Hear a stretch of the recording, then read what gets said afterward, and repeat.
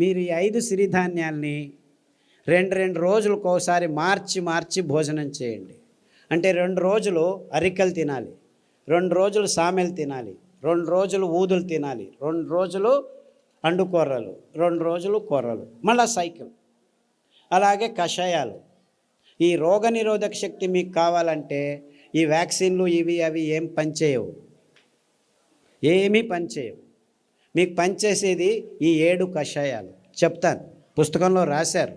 గరిక, తులసి, తిప్పతీగ, బిల్వం, కానుగ, వేప, రావి. ఈ 7 ఆకుల కషాయాల్ని 4 రోజులు, గరిక 4 రోజులు, తిప్పతీగ 4 రోజులు, తులసి 4 రోజులు, బిల్వం 4 రోజులు, కానుగ 4 రోజులు, 4 రోజులు వేప, 4 రోజులు రావి కషాయాలు తాగితే మీకు 2 సంవత్సరాలు డెంగ్యూ రాదు, పంగు రాదు, H5 రాదు, N1 రాదు, పంగు, జింక, పుంక, నీఫా, గీఫా, ఈ రోగాలన్నీ మీ దగ్గరికి రానే రావు, గ్యారంటీ. దీనికి ఏమైనా ఖర్చు పెట్టాలా మీరు? కానగాకు దొరుకుతుంది, తిప్పతీగ దొరుకుతుంది, వేపాకు దొరుకుతుంది, రావేకు దొరుకుతుంది, ఇంకా అన్ని చోట్ల నేను చెప్పేటివన్నీ దొరుకుతూనే ఉన్నాయి. మన అదృష్టం. ఒక్క పైసా ఒక్కరూ ఖర్చు పెట్టాల్సిన పని లేదు. ఆకులు తెచ్చుకోండి, బాగా కడగండి. ఏ దానిలతో కడుగుతారు? ఏ నీళ్ళతో కడుగుతారో ఆర్వో వాటర్తో కడక్కండి. రాగి ప్లేట్ ఉంచినా మట్టి కుండలో ఉన్న నీళ్ళతో కడగండి, స్ట్రక్చర్డ్ వాటర్తో కడగండి. అర్థమైందా? ఆ నీళ్ళతో కడిగి ఆ నీళ్ళతోనే కషాయం చేసుకొని, కావాలంటే తాటి బెల్లం, చెరుకు బెల్లం వేసుకోవద్దండి, గ్లూకోజ్ ఎక్కువ ఉంటుంది. తాటి బెల్లంలో ఫ్రక్టోజ్ ఎక్కువ ఉంటుంది, ఏమీ ఇబ్బంది లేదు. పిల్లలకి బెల్లం కొద్దిగా వేసి కషాయం తాపించండి. 9 నెలల పాప నుంచి 108 సంవత్సరాల ముసలి వాళ్ళు కూడాను కషాయాలు తాగొచ్చు, ఏమీ ఇబ్బంది లేదు. అదే ఆడవాళ్ళు అయితే గోంగూర కషాయం రామబాణం. మీకు ఏమీ తోచట్లేదనుకోండి, గోంగూర ఆకు తెచ్చుకొని 4 ఆకులు ఉడకపెట్టుకొని 2 నిమిషాలు కషాయం చేసుకొని తాగండి. టీవీ చూడకండి, టీవీ చూస్తూను తాగొచ్చు. గోంగూర కషాయం అయితే మీకు టీవీ చూడకుండా చేస్తుంది. మీకు ప్రజ్ఞ ఎక్కువ అవుతుంది, రోగనిరోధక శక్తి ఎక్కువ అవుతుంది, అద్భుతమైన రక్తహీనత నుంచి దూరంగా చేసేదానికి వీలవుతుంది, వైట్ డిశ్చార్జ్ తక్కువ అవుతుంది. ఇలాంటి మీ సమస్యలన్నీ 99% గోంగూర కషాయంతో మాయమైపోతాయి. సో వారానికి 2 రోజులు, లేకపోతే 2 వారాలు గోంగూర కషాయం, 2 వారాలు కొత్తిమీర కషాయము, 2 వారాలు రావి ఆకు కషాయం తాగితే చాలు, ఆడవాళ్ళకి ప్రాబ్లమ్స్ అన్నీ మాయమైపోవడం మొదలుపెడతాయి. ఇంత సింపుల్గా ఉంది విషయం. ఇన్ఫ్యాక్ట్ ఇంత సింపుల్గా ఉందని నేను చెప్పేది ఎవరు నమ్మరు. మొదలు అందరూ అలాగనే వాళ్ళు. ఒక డాక్టర్ లేచి నేను 2 గంటలు లెక్చర్ ఇచ్చిన తర్వాత, ఓ ఈజ్ దట్ సో సింపుల్ అన్నాడు.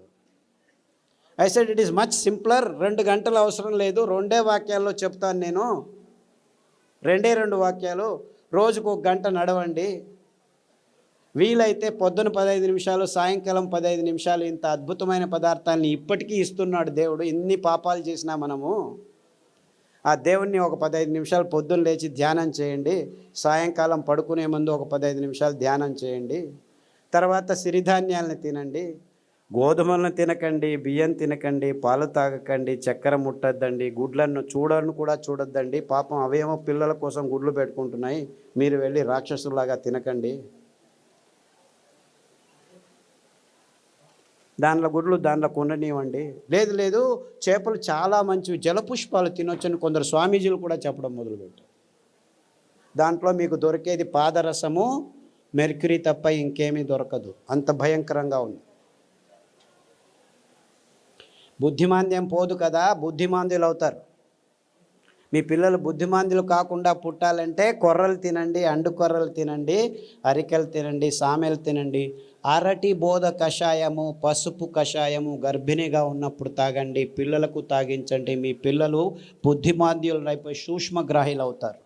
ఇన్ఫ్యాక్ట్ ఫిట్స్ వచ్చి కత్తి చాకు తీసుకొని చంపేస్తాననే పిల్లవాడు, ఆ తల్లిదండ్రులు కత్తి చాకు తీసుకొని చంపేదానికి పోయే పిల్లవాడు పసుపు కషాయము, రావి ఆకు కషాయము, శొంఠి కషాయం తాగిపించి అండు కొర్రలు తినిపించడం మొదలు పెడితే ఇప్పటికి 12 సంవత్సరాలు అయింది. 10వ తరగతి ఫస్ట్ క్లాస్లో పాస్ అయ్యాడు. ఇలా 100 కేసులు ఉన్నాయి. అంటే ఫిట్స్ కోసమని టెగ్రిటాలు, వాల్ప్రోయిక్ యాసిడ్, ఫ్రీజియం ఇవ్వడం మొదలు పెడతారు పిల్లలకి. ఆ మందులు తీసుకుంటూ పిల్లలు బుద్ధిమంతులు అయిపోతారు. ఫిట్స్ రావు అని చెప్తారు, అయినా వస్తూనే ఉంటాయన్నమాట. అలాంటి వాళ్ళందరికీ కొర్రలు అండుకొర్రలు తినిపించి ఈ కషాయాలు తాగిపిస్తే 6 నెలల్లో ట్యాబ్లెట్లు మెల్లిమెల్లిగా ఆపు చేసి ఇప్పుడు హ్యాపీగా ఇంట్లో అందరికీ సహాయం చేసుకుంటూ బాగా నడుస్తూ ఏ ఇబ్బంది లేకుండా మాట్లాడటం తెలియని వాళ్ళు కూడా మాట్లాడడం మొదలుపెట్టారు. అది 15 సంవత్సరాలు 20 సంవత్సరాల తర్వాత. అంతవరకు మాటలు అనేది తెలియని పిల్లలు కూడాను ఇప్పుడు మాటలు నేర్చుకుంటున్నారు. ఇలాంటి అద్భుతమైన విషయాలు ఈ ధాన్యాల్లో ఈ కషాయాల్లో ఉన్నాయని చెప్పేదానికి నాకు చాలా చాలా సంతోషంగా ఉంది. అర్థమవుతుందా? It's very simple, very simple. ఇంత సరళమైన అద్భుతమైన ఆరోగ్య రహదారిని మేము నిర్మించాం. ఇంకా బాకీ ఉంది ఏమిటి? మీరందరూ అందులో నడవటం మాత్రమే. అంతే. అందరికీ ఆహ్వానం, ఆరోగ్య రహదారిలో నడవండి అని మా విన్నపంతో మీ అందరికీ వందనాలు. సిరిధాన్యాలు తింటే అరగట్లేదు అని దీనికి 2 కారణాలు ఉన్నాయి. మీరు పొద్దున్న సిరిధాన్యం ఇడ్లీలు తింటే రాత్రి వరకు ఆకలి కాదు. మీరు అనుకుంటున్నారు ఈ బియ్యం తిని 2 గంటలకే ఆకలి అవుతుంది కదా, సో అది బాగా అరుగుతుంది అనుకుంటున్నారు. అలా కాదు. ఇది సిరిధాన్యాలు తింటే మీకు ఎంత కావాలో అంత గ్లూకోజ్ అందుతూ ఉండటం వల్ల మీకు ఆకలి కాదు. అంటే అది జీర్ణం కావట్లేదని కాదు మీకు అర్థం. అందరికీ ప్రాబ్లం అది. అంతేకాకుండా మీరు సిరిధాన్యాల్ని బియ్యంలాగే కుక్కర్లో వేసి పుస్ అని 4 కూగులు కూగించేస్తే రాదనమాట. అది ఉడకదు. రాత్రి నానబెట్టి పొద్దున ఉడకబెట్టుకోవాలి. కనీసం 3 గంటల నుంచి 6 గంటలు నానబెట్టాలన్నమాట. నానబెట్టి వండితే ఆ ధాన్యం తింటే మీరు హ్యాపీగా ఫీల్ అవుతారు, ఆరోగ్యంగా ఉంటుంది. సిరిధాన్యాలు చిన్న పిల్లలు 9 నెలల పిల్లలు కూడాను జీర్ణించుకోగలరు, ఏమీ ఇబ్బంది లేదు. కానీ మీరు వంట వండే విధానంలో మార్పు రావాలి. నానబెట్టి వంట చేయాలి. హలో సార్, మేము dialysis patient. Kidney infection. Hello, కిడ్నీలో చాలా రకాలైన ఇబ్బందులు ఉన్నాయి. ఒకటి కిడ్నీలో రాళ్ళు రావటం, కిడ్నీ నుంచి యూరిక్ యాసిడ్ ఎక్కువ ఉండటం, క్రియాటినిన్ ఎక్కువ కావటం, డయాలిసిస్కి పోవటం ఇలాంటివి. తర్వాత ప్రోటీన్లు ఎక్కువ కారటం, లావుగా ఉండిపోవడం, ముఖంలో వాపు రావటం, ఇవన్నీ కిడ్నీకి సంబంధించిన రోగాలు. కాలు కూడా ఇంత లావు నీళ్లు ఊరుకోవడం, ఇవన్నీ ఇబ్బందులకి చాలా సరళమైన పద్ధతి. అరికెలు 3 రోజులు, సామెలు 3 రోజులు గంజి రూపంలో తాగాలి. మార్చి 9 వారాల్లోనే మీకు ఈ ప్రాబ్లమ్స్ అన్నీ బాగవుతాయి. దానికి తోడు రణపాల ఆకు, పునర్నవ ఆకు, కొత్తిమీర ఆకు కషాయం వారం మార్చి తీసుకుంటే 9 వారాల్లో మీకు అంతా బాగవుతుంది. వీక్లో డయాలిసిస్ 2 టైమ్స్ తగ్గిపోతూ వస్తుందమ్మా. ఇన్ఫ్యాక్ట్ చాలామంది డయాలిసిస్ చేసుకున్న వాళ్ళు 1 సంవత్సరంలో డయాలిసిస్ నుంచి దూరం కావచ్చు.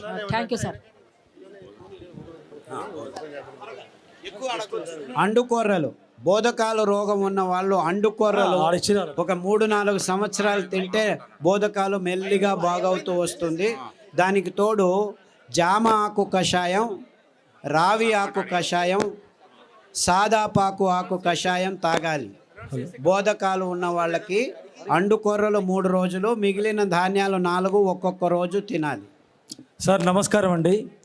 సార్ ఇక్కడ సార్ ఇటుపక్క సార్ చెప్పండి. సార్ నా భార్యకి 4 సంవత్సరాల నుంచి ఒక వ్యాధి ఉన్నదండి. ఆమె ఉదయం పూట సరిగా పండుకోదండి. రాత్రి పూట పడుకున్న తర్వాత మళ్ళీ తెల్లవారుజామున లేదండి.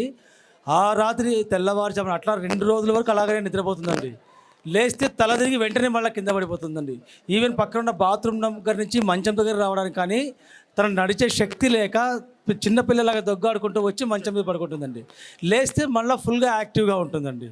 ఇది ఎందుకనేది అర్థం కాలేదండి. దీనికి వెర్రి నువ్వుల నూనె 2 వారాలు, నువ్వుల నూనె 2 వారాలు, ఉదయం లేచిన వెంటనే పడిగడుపును తాగించాలి. దానికి తోడు మారేడు ఆకుల కషాయం, బిల్వపత్రం కషాయం అంటారు. మారేడు బిల్వం రెండు ఒకటే. గరిక కషాయం, పసుపు కషాయం, సాదాపాకు కషాయం. వారం వారం మార్చి తాగించండి. అండుకొర్రలు 3 రోజులు, మిగిలిన ధాన్యం ఒక్కొక్క రోజు. ఇలా తినిపిస్తే 6 వారాల్లోనే తేడా కనిపిస్తుంది. 6 weeks all that it takes. 6 నెలల్లో పూర్తిగా బాగవుతుంది. రక్తపు క్యాన్సరు, గర్భకోశం క్యాన్సరు, మెదడు క్యాన్సరు, ఎముకల క్యాన్సరు, ఇలా 14 రకాల క్యాన్సర్లు పుస్తకంలో పట్టీలో రాశారు. దాంట్లో ఉన్న ఆహారం, కషాయాలు వాడితే 6 వారాల్లోనే తేడా రావటం జరుగుతుంది. 6 నెలల్లో చాలా మటుకు మీకు గుణముఖులు అవుతారు. సార్ నాకు ఒట్టిగో బిజినెస్ తల తిరగడం, తరగడము మళ్ళీ ఇది ఒకటి ఉంది సార్. ఇది బ్రెయిన్ కొంచెం సాదాపాకు కషాయము, పసుపు కషాయము, అరటి బోధ కషాయం. తర్వాత ఈ వర్టిగో ఉన్నవాళ్ళు చాలామందికి ఈ తంబాకు అంటే పొగాకు, సిగరెట్లు కానీ ఈ లోపల నోట్లో పెట్టుకోవడం కానీ అలవాటు ఉన్న వాళ్ళకి ఈ వర్టిగో ఎక్కువగా ఉంటుంది. అంటే మీరు దాని నుంచి బయటపడాలంటే చేయాల్సింది కానుగ ఆకు కషాయం, చమురు ఆకు కషాయం, రావి ఆకు కషాయం. ఈ 3 కషాయాలని మార్చి తాగాలి. అరికలు, సామెలు ఎక్కువగా తినాలి. సార్ నమస్కారం sir. Prostate cancer, lung cancer. ఇప్పుడు ఏమైందంటే లంగ్లో క్యాన్సర్ వచ్చింది, రేడియోథెరపీ, కీమోథెరపీ తీసుకుంటారు, అక్కడికి ఆగదు, ప్రోస్టేట్కి వస్తుంది. ప్రోస్టేట్ తీసుకుంటే ఎముకలకు వస్తుంది. అంటే ఇది క్యాన్సరు ఇక్కడుంది, అక్కడుంది అని కాదు. క్యాన్సర్ మొత్తం దేహంలో ఉంది, ఒక్కొక్కసారి ఒక్కొక్క చోట బయటపడుతుంది అని అది అర్థం చేసుకోవాలి. కాబట్టి అన్ని క్యాన్సర్లకు మూలం ఒకటే.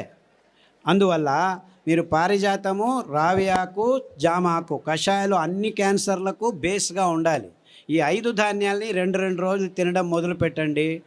6 వారాల నుంచి 6 నెలల్లో మీకు గుణముఖుడవడం మొదలు పెడతారు. 2 సంవత్సరాల్లో పూర్తి క్యాన్సర్ మీ దేహం నుంచి బయటపడిపోతుంది. ఏమీ ఇబ్బందులు ఉండకుండా జరుగుతుంది. బ్రెయిన్ స్ట్రెంగ్తింగ్ చేసి అదే చెప్పాను కదా, సదాగా సాదాపాకు, పసుపు కషాయాలన్నీ ఈ నర దౌర్బల్యానికి జరిగినదానికి. తర్వాత నువ్వుల నూనె, వెర్రి నువ్వుల నూనె తాగండి.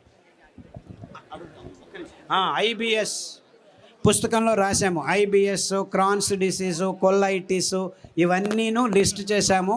పుస్తకంలో పట్టీలో ఉంది, గమనించి వాడండి. నమస్కారం సార్. సార్ నమస్కారం సార్. సార్ పాలు కాకుండా పాల ఉత్పత్తులు, పెరుగు, మజ్జిగ.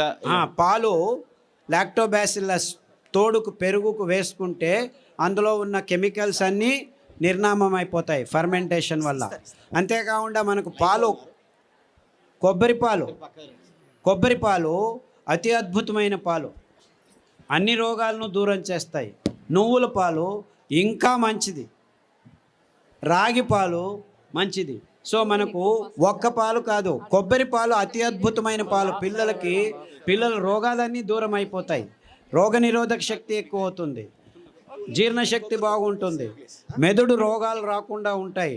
సో మీరు పాలకు పర్యాయం అంటే చాలా పాలు ఉన్నాయి. కొబ్బరి పాలు, నువ్వుల పాలు, రాగుల పాలు, సజ్జల పాలు, ఇలా 4-5 రకాల పాలు. దానిలో నుంచి పెరుగు కూడా చేసుకోవచ్చు, ఏమీ ఇబ్బంది లేదు. సార్ నమస్కారం అండి. నా పేరు పూల రమణ సార్. ఈ పరిసర ప్రాంతాల్లో మాకు రాగిడి భూములు ఎక్కువ సార్. సో ఈ ప్రాంతంలో మేము ఎక్కువగా జొన్నలు పండిస్తుంటాం. జొన్నలు, రాగులు, సద్దలు పండిస్తుంటాం. వాటి గురించి కూడా మీరు కొంచెం దయచేసి వాటి వివరణ కూడా ఇవ్వాలి.